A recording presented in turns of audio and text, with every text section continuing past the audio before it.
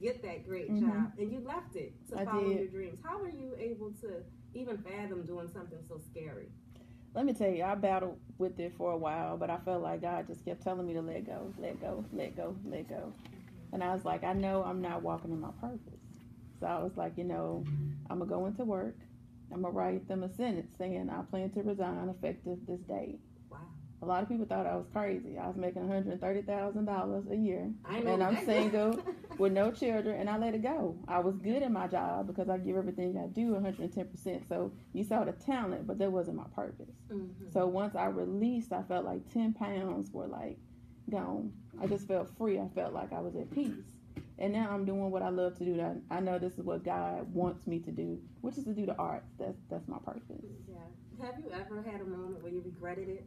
Like, man, oh wow. No.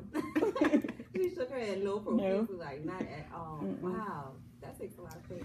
What were you doing before? I work for the federal government. And so, when did you know? Because sometimes people are a little anxious about their work and they feel a little irritable. When did you know, without a shadow of a doubt, that it was time to move on? I probably knew about a year ago that it was time. And this inner voice kept saying, let go.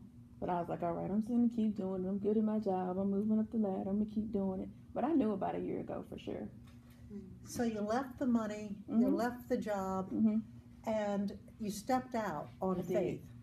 Now, did you immediately get the reward when you stepped out? Like, oh, okay, now everything's working smoothly. It did. It's like when I stepped out on faith, just doors started to open.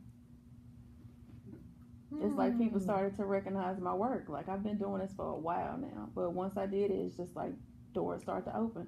I started being connected with certain people that I felt like God said, now it's time to put these people into your life. And since then, everything has been like smooth sailing.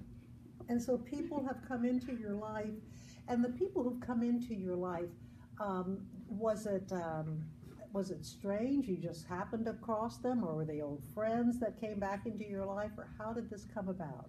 Well, one in particular, we had actually met before, but we didn't have like a relationship. But again, it goes back to God said, okay, now it's time for you guys to connect, to elevate each other, to help you guys both pull out what's inside of you. And that's exactly what's been happening. A lot of people might say, well, I have a book I'm working on, or I want to produce a play.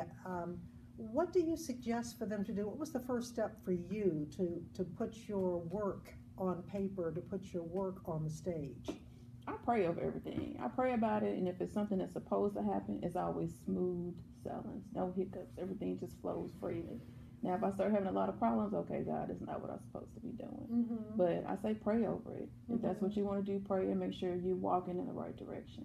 And this leads us right to our next song, Put a Praise on It. And when we come back, we'll be talking about how do you wait? How do you mind the waiting for your special someone or for anything in your life? All right. Stay tuned.